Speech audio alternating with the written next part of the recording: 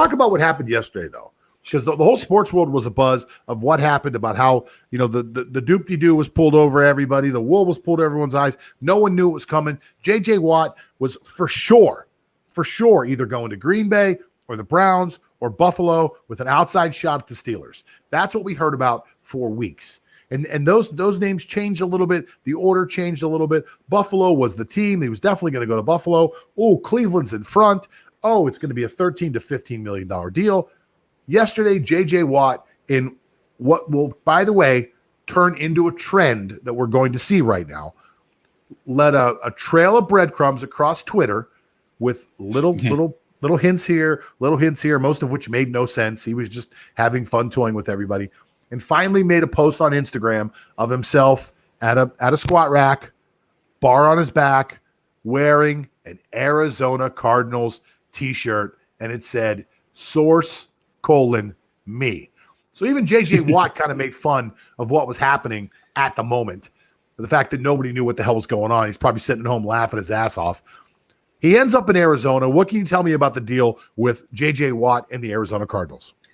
Okay, so first things first. So there's this ESPN reporter, Diana Rossini, so actually tweeted like days ago that there have been teams talking to J.J. Watt, and the highest offer is around the 15 to 16 million range. And apparently this could be the deal that Diana Rossini is referring to, because J.J. Watt is signing for a 2-year, $31 million deal with the Arizona Cardinals. But the most important part of it is that 23 million out of that 31 is already guaranteed. So he still gets 11.5 million guaranteed per season. So that's huge money. And apparently this is like a trend for the Cardinals already ever since like Edgerrin James came there, or even Emmitt Smith, old reliables retiring in Arizona.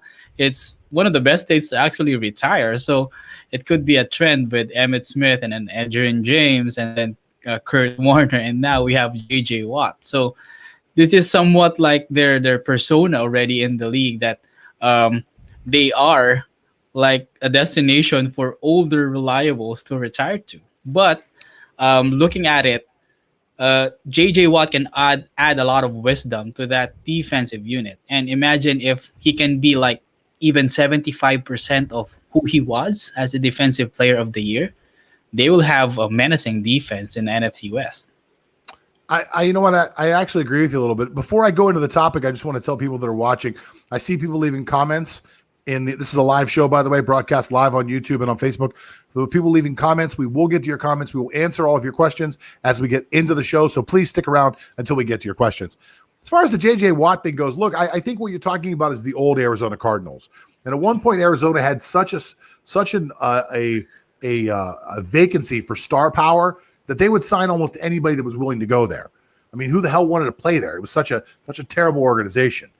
But they've really turned it around over the last few years. And I got to give Arizona credit. They've appeared in the Super Bowl. They've had some good coaches along the way, whether it was Wisenhunt or Bruce Arians was pretty decent there. They've put together a pretty good organization. That's an organization that just doesn't stop. Now, the reality of that organization has got Pittsburgh envy, and it did for a long time.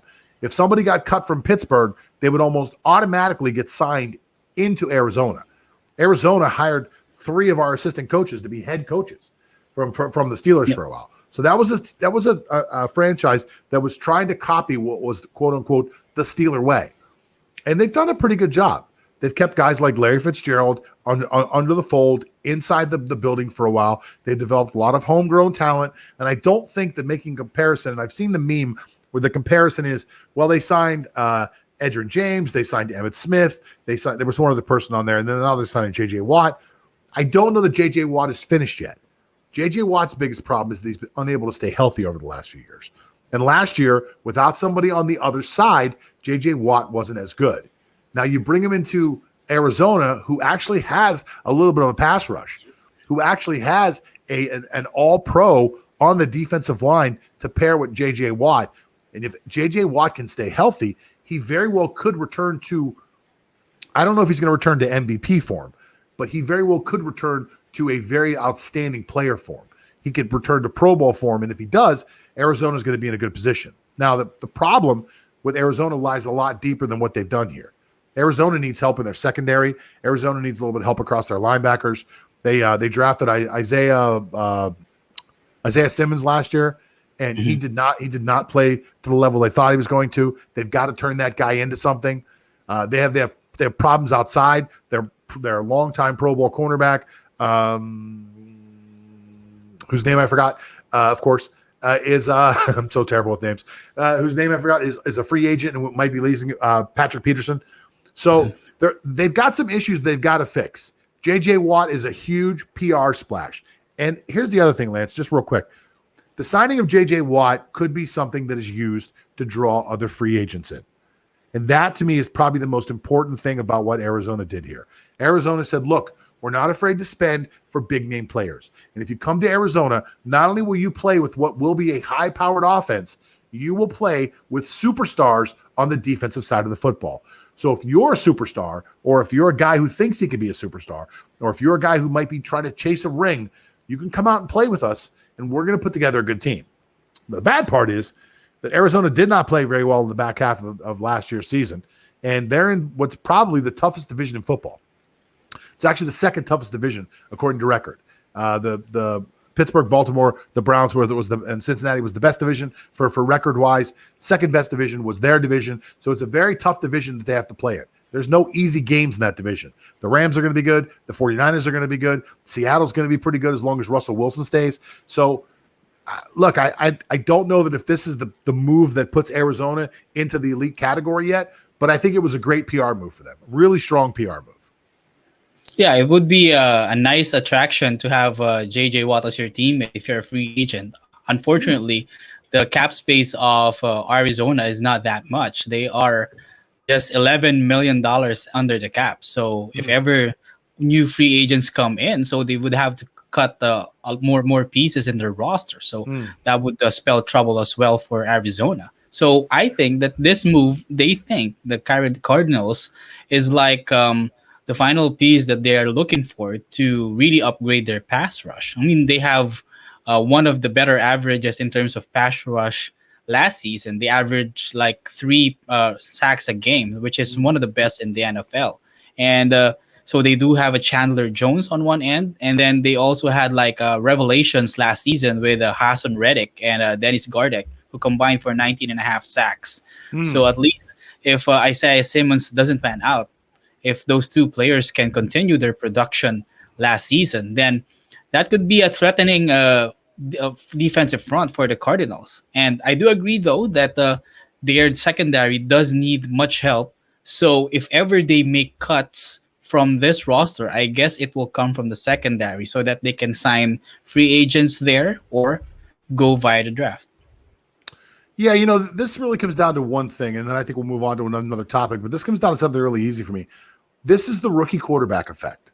This is the Kyler, in this situation, this is the Kyler Murray effect. You have what is pretty much akin to a 2-year window with Kyler Murray, and then you have to sign him to a more expensive contract. If you believe he's your quarterback, you've got to put the long-term money into him, which at that point could be in the $40 million range. So you have a 2-year window to really work on that rookie salary that he's going to be on right now. So now's the time.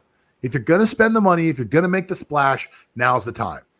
I do worry that there's a possibility that Arizona may have stepped a little too far ahead of themselves.